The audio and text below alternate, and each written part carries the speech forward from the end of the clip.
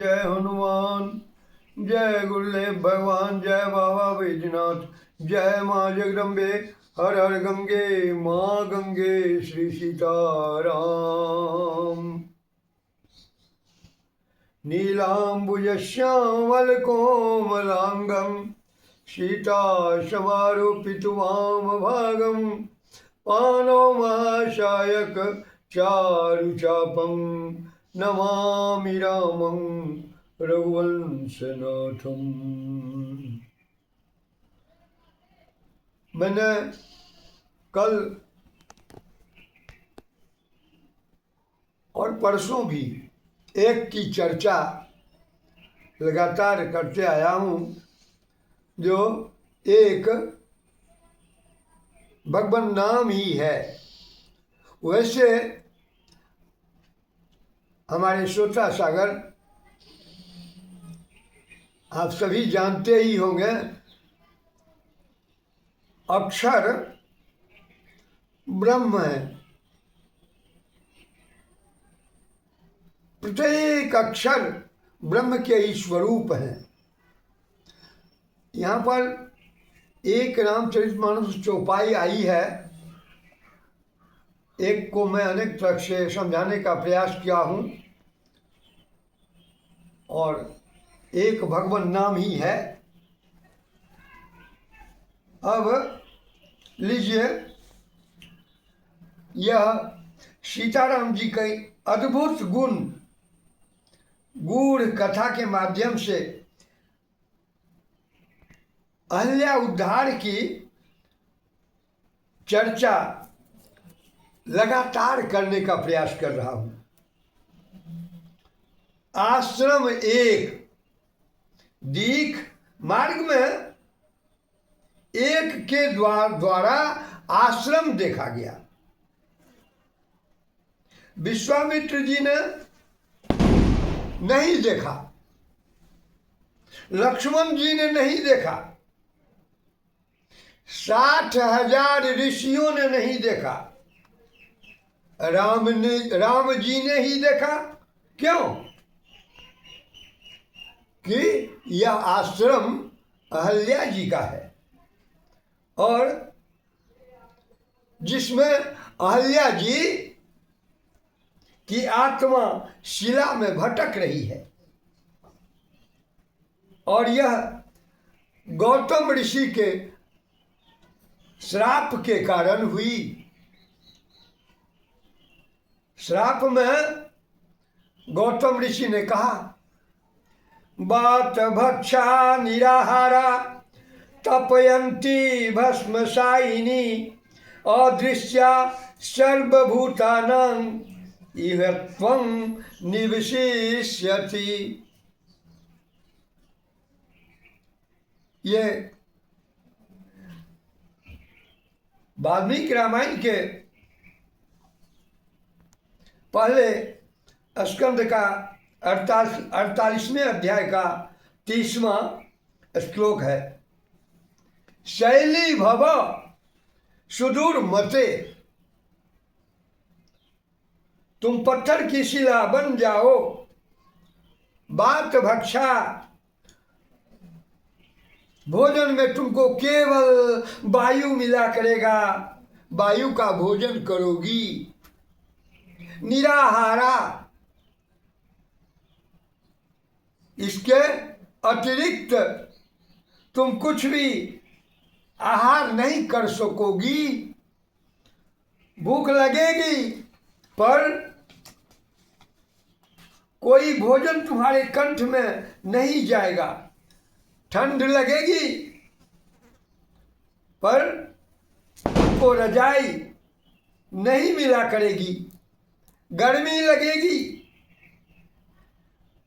पर गर्मी समाप्त करने के लिए तुमको पंखा नहीं मिला करेंगे। बरसात होगी, पानी की बूंदें पड़ेगी, पत्थर होने पर भी तुम्हें संवेदना होगी, पर तुमको छाता नहीं मिलेगा। लोग जूते से तुमको मारेंगे, आह करोगी पर तुम उनको मना नहीं कर सकते। इतना कठोर दंड आज तक किसी को नहीं मिला।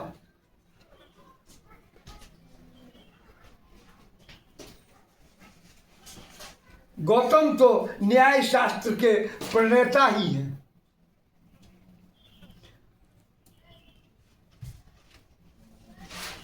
जिसने न्याय शास्त्र लिखा वो तो न्याय करेगा ही,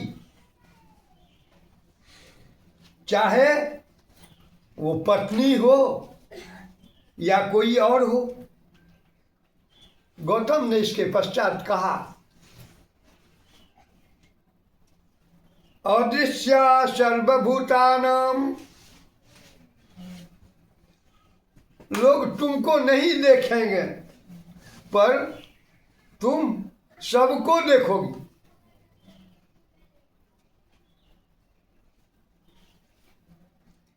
पक्षी तुम्हारे ऊपर मल मूत्र का त्याग करेंगे, पशु भी ऐसा ही करेंगे, मनुष्य भी लोग शंका करेंगे, क्योंकि तुमको तो कोई देख नहीं पाएगा। अदृश्या सर्वभूतानां, जब यह कह चुके हैं संपूर्ण भूत माने प्राणी मात्र तुमको नहीं देखेगा, तो लक्ष्मण जी प्राणी हैं, अतः उन्होंने भी नहीं देखा। विश्वामित्र जी भी प्राणी ही हैं, अतः उन्होंने भी नहीं देखा। और अन्य मुनिगण भी तो प्राणी ही हैं, अतः उन लोगों ने भी नहीं देखा। रामचंद्र जी प्राणी नहीं है, जो साक्षात परमात्मा है, जो साक्षात परमात्मा है। इसीलिए रामचंद्र जी ने अहल्या को देखा। आश्रम एक दिख मग माही,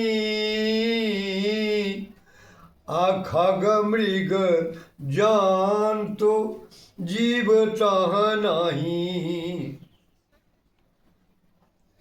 44वें सर्ग के 15वें और 16वें श्लोक में जब भगवती सुमित्रा कौशल्या माता जी को समझा रही हैं, क्योंकि 3 दिन हो गए राम जी को बन गए और इधर कौशल्या जी ने 3 दिनों से एक घूंट जल भी नहीं लिया है। सुमित्रा जी हाथ में दूध का कटोरा लेकर आ रही है और कह रही है, जी आजकल तो बहनें अपनी जेठानी को भाभी भी कहने लगी है, पर ऐसा नहीं होना चाहिए। जेठानी भाभी नहीं होती, जो जीजी या दीदी ही होती हैं। भारतीय संस्कृति में ऐसा ही होता है। आपने 3 दिनों से कुछ भी नहीं लिया है, कुछ तो लीजिए। ऐसा कहकर उन्होंने दूध का कटोरा हाथ में पकड़ा दिया।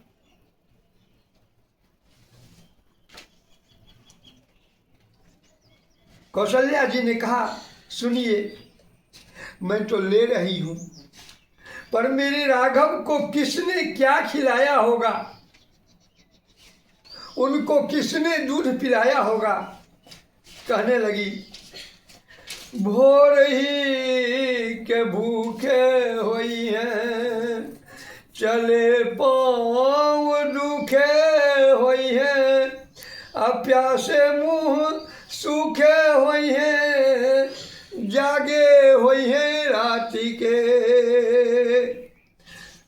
सूरज किरण लागे लाल कुमलाने होई है अकंठ लपटाने झगा काटे होई है गात के। आली अब भाई सांझ हुई है कौन बन बांझ भाई क्यों न बांझ ये फाटे क्यों न माट के। घर के घरोना तजी तरु के तरोना तरे सोए हुई है छौना के बिछौना हुई है पाट के। हे सखी मेरी प्यारी बहुरानी जी और दोनों बेटे सवेरे से भूखे हो गए, पानी नहीं मिला होगा, चलने से उसके चरण थक गए। हमारी बड़ी बहुरानी जी बहुत कोमल है, इतना लाड़ से पाला हमने, पृथ्वी पर भी चलने नहीं दिया। तो वो बड़ी बहुरानी कहती थी कि मिथिला में अम्मा जी मुझे चलने देती थी। तब मैंने कहा था जो तुम्हारी अम्मा क्या जाने, उनको क्या पता, उनके पति को जब देह का ज्ञान नहीं तो उनको क्या पता कि पीड़ा किसको कहते हैं। मेरे बहुरानी के चरण थक जाएंगे, अतः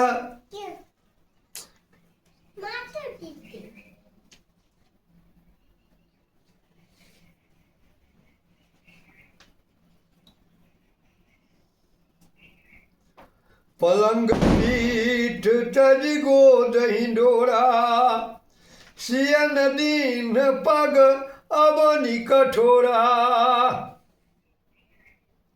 कौशल्या जी ने बहुरानी जी 12 वर्षों तक पृथ्वी पर चलने नहीं दिया। वो कहती थी कि तुम्हारी अम्मा क्या जाने, जिसके पति को देह ही नहीं वह देह का संबंध क्या जानेगी। वो तो सम्राट की बहू हैं और मैं चक्रवर्ती जी की पत्नी हूं, और चक्रवर्ती जी की पुतोह पैदल नहीं चलेगी। इतना सम्मान आज वही सूर्य की किरणों के लगने से उनका मुखड़ा कुम्हला गया होगा, कांटों में फंसने से उनके कपड़े फट गए होंगे,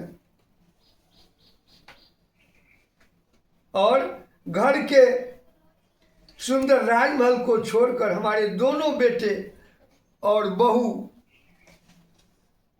पत्ते के बिछौने पर सोए होंगे।